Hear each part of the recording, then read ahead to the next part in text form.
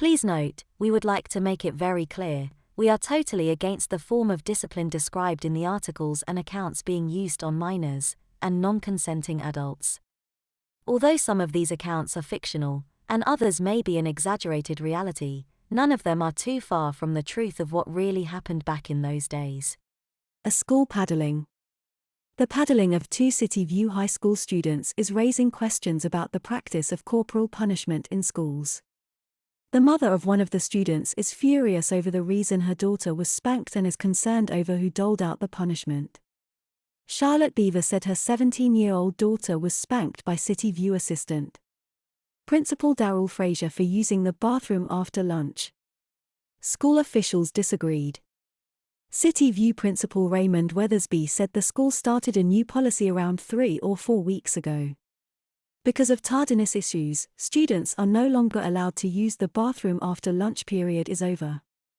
Weathersby said they have 30 minutes to take care of everything they need to. But, Beaver said her daughter was sick last Thursday and needed to use the bathroom. This is where school officials and Beaver begin to disagree. According to Beaver, her daughter and another female student went to use the bathroom before the period was over. The bell rang while they were waiting in line.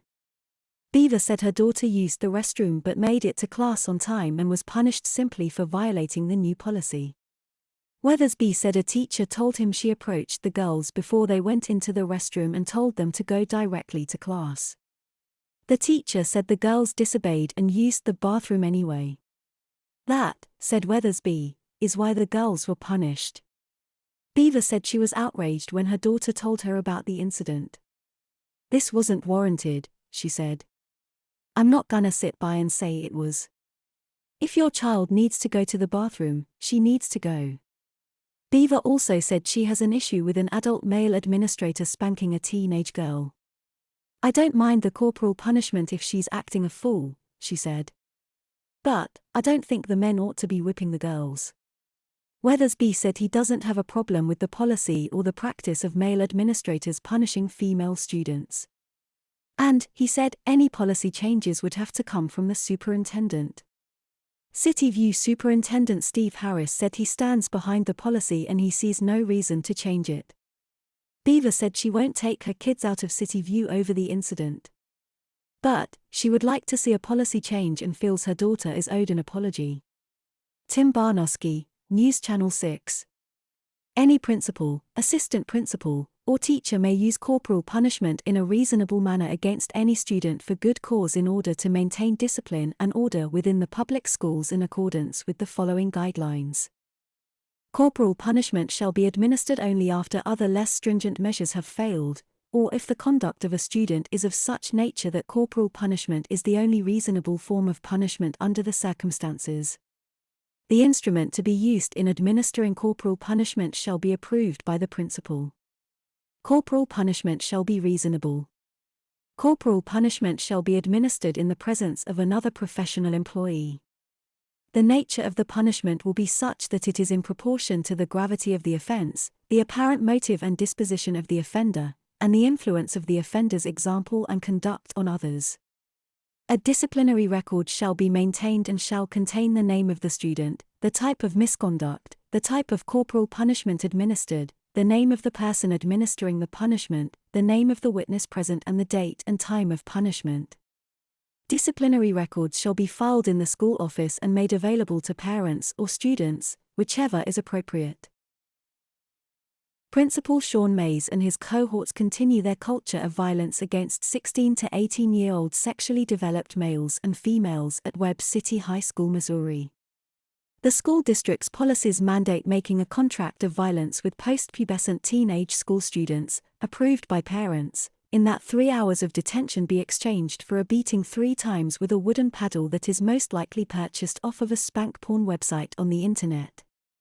This school district is introducing the corporal punishment rituals of Sandem to minors, and this type of interaction an adult has with the buttocks of sexually maturing young people is demeaning, degrading and sexual assault.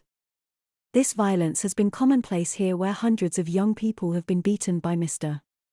Mays and his companions who get paid to beat people like paid prostitutes. Holes in a paddle are completely unnecessary. Welts and bruises are almost always due to holes. Not needed, and there had to have been some masochistic leaning to a person who chose to get one for use. My school did not have holy paddles, but friends who went places that did speak of them with reverence. 2 to 3 wrist swing swats with a paddle having no holes is plenty, and I speak from first-hand experience. Never understood why more licks or an aerodynamic paddle was necessary.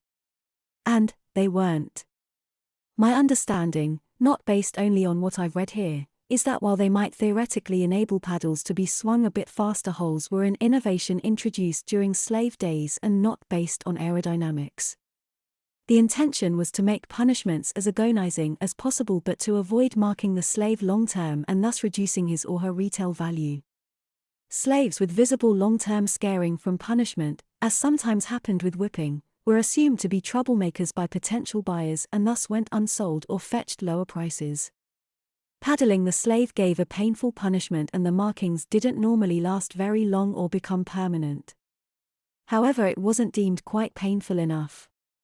Cutting holes in the paddle and paddling on the bare buttocks was the solution adopted. As the paddle struck the bare flesh, it was compressed into the holes. Then as the paddle was raised, it was drawn out and stretched through friction against the sides of the hole.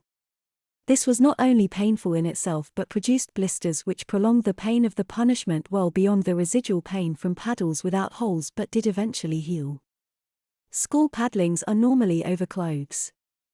Even if the holes in the paddle were big enough, and generally they don't appear to be, unless any clothing was very thin and fairly tight, one would expect any additional compression and stretching of flesh due to the holes to be very small if it occurred at all. Any friction relative to the sides of the holes would be greatly mitigated by slippage between the layers of normal school clothing.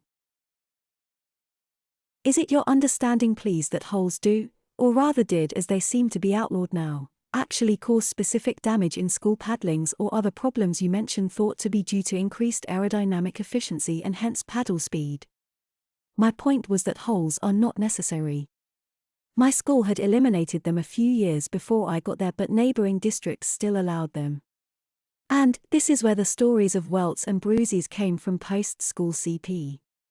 Most of the teachers, admins, THST I knew, who paddled, were parents, aunts of my friends, and all adults I knew from church. These were not bad people. I seriously doubt any derived any sort of excitement from it. In their time, it was expected of them to maintain discipline by both their bosses and the parents. I got spanked by a person fitting above description, and I harbor no ill will toward her for the paddling itself. That said, even during that time, some teachers procured and used a paddle with holes. Even then, that was intentionally designed to hurt, not correct, and should never have been allowed.